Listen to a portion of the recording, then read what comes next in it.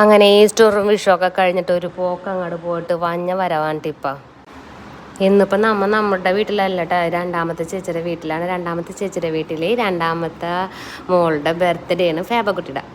ഫേബക്കുട്ടി എന്ന് പറയുമ്പോൾ അതേ ഈ മുടി വാരിക്കൊണ്ട് ഇങ്ങനെ നിൽക്കണ ഈ ആളാണ് ഫേബക്കുട്ടി. അപ്പോൾ ഫേബക്കുട്ടിക്ക് എല്ലാവരും ഒരു ഹാപ്പി ബർത്ത്ഡേ വിഷസൊക്കെ ഒന്ന് പറഞ്ഞിട്ട് പോകണോട്ടാ.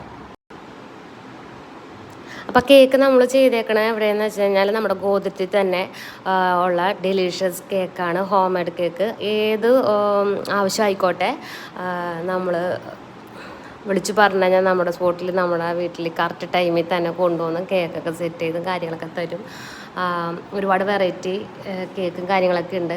ഞാൻ ആളുടെ ഇൻസ്റ്റാഗ്രാം പേജിൻ്റെ ID കമൻറ്റ് ബോക്സിൽ കൊടുക്കേണ്ടത്. നിങ്ങൾക്ക് പെട്ടെന്ന് ഒരു കേക്ക് കഴിക്കണമെന്നൊക്കെ ഒരു ആഗ്രഹം തോന്നിക്കഴിഞ്ഞാൽ നേരെ ആ നമ്പറിലൊന്ന് വിളിച്ചു കഴിഞ്ഞാൽ നല്ല അടിപൊളി കേക്കൊക്കെ കഴിക്കാം. കേക്കിൻ്റെ വെറൈറ്റിയും കാര്യങ്ങളൊക്കെ ഇൻസ്റ്റാഗ്രാം പേജിൽ കയറി കഴിഞ്ഞാൽ നിങ്ങൾക്ക് കാണാൻ പറ്റും. അങ്ങനെ കേക്ക് കട്ടിങ്ങും കേക്കും കട്ടിങ്ങും കാര്യങ്ങളൊക്കെ ഇങ്ങനെ നടന്നുകൊണ്ടിരിക്കുകയാണ്. അപ്പോൾ എല്ലാവരുടെയും വായിലോട്ടൊക്കെ കേക്കൊക്കെ വെച്ച് കൊടുത്തഞ്ഞ് ഒട്ടും പ്രതീക്ഷിക്കാണ്ടാണ് ഞാനിവിടെ വന്നു കഴിഞ്ഞപ്പോൾ കേക്ക് കട്ടിങ്ങും കാര്യങ്ങളൊക്കെ.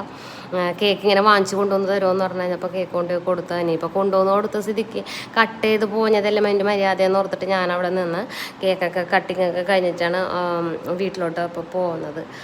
രാവിലെ മുതലേ ബ്രൂണോനെ വീട്ടിലിട്ടിട്ടാണ് പോകുന്നത്.